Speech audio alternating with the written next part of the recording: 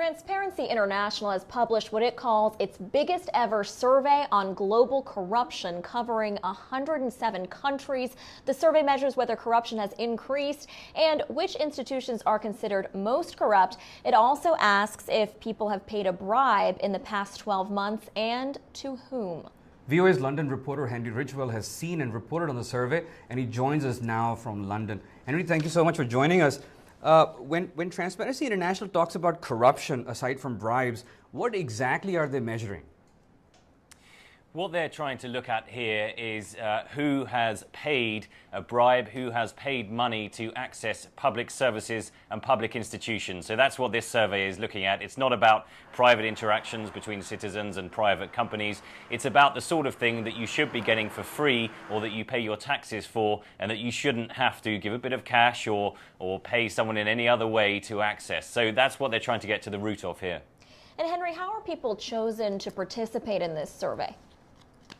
Well, Transparency International is a huge global organization that has several dozens of chapters in different countries across the world. And we're not just talking about corruption here in developing parts of the world. We're talking about Western Europe and the States as well. So they measure it in all these countries.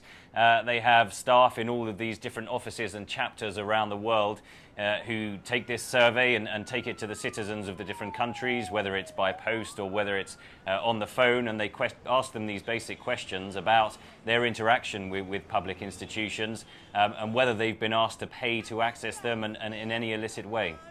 And what do you think was the most surprising or shocking element in the survey? Well, I think the most depressing element perhaps is that there's been no sign of any improvement in corruption, in bribery over the course of the past year. This is a survey that is done every year, and it showed that more than 1 in 4 people around the world, or in these 107 countries in which they conducted the survey, have had to pay a bribe to access public services or institutions. So that's a huge amount. But it does get worse in certain countries. In Sierra Leone and in Liberia, 3 in every 4 people have had to pay a bribe to access public services. So a pretty depressing picture.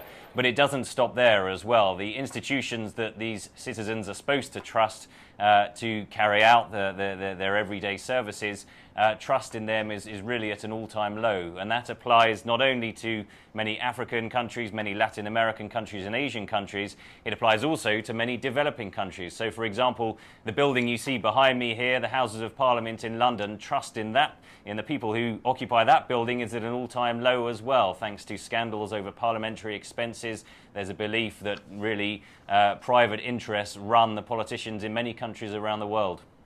Now, when this type of survey is released, how often do governments actually respond and try to improve conditions? Speaking to the experts who deal in this field, many times that they simply ignore the surveys, or they I guess, try and cover up the results.